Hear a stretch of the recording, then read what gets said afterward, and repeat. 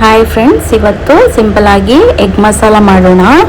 ಇಲ್ಲಿ ನಾನು ಬಾಯ್ಲ್ ಮಾಡಿ ಎಗ್ ತಗೊಂಡಿದ್ದೀನಿ. ಗ್ರೈಂಡ್ಗೆ ರೆಡಿ ಮಾಡೋಣ. 2 ಟೊಮ್ಯಾಟೊ, 2 ಗ್ರೀನ್ ಚಿಲ್ಲಿ, ಸ್ವಲ್ಪ ಕೊತ್ತಂಬರಿ ಸೊಪ್ಪು ಹಾಕಿ ಚೆನ್ನಾಗಿ ಗ್ರೈಂಡ್ ಮಾಡೋಣ. ನೋಡಿ, ಇವಾಗ ಗ್ರೈಂಡ್ ಆಗಿದೆ.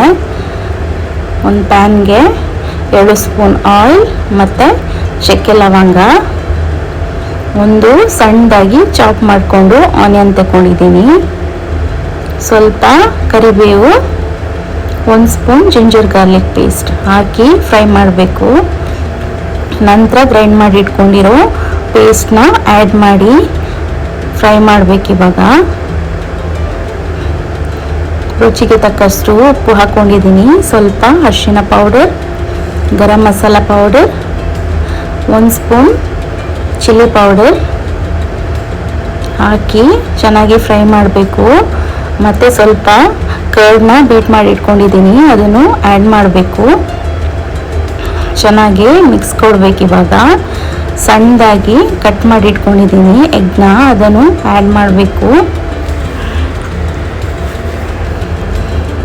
ಚೆನ್ನಾಗಿ ಫ್ರೈ ಆಗಬೇಕಿದು.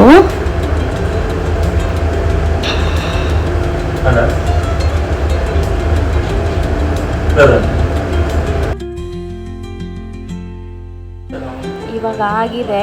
ಲಾಸ್ಟಿಗೆ ಸ್ವಲ್ಪ ಕೊತ್ತಂಬರಿ ಸೊಪ್ಪು ಆ್ಯಡ್ ಮಾಡಿಕೊಳ್ಬೇಕು.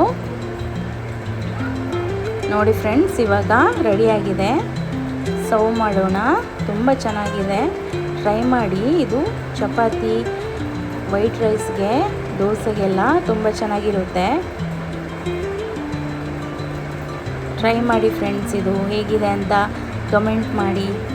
Thank you for watching.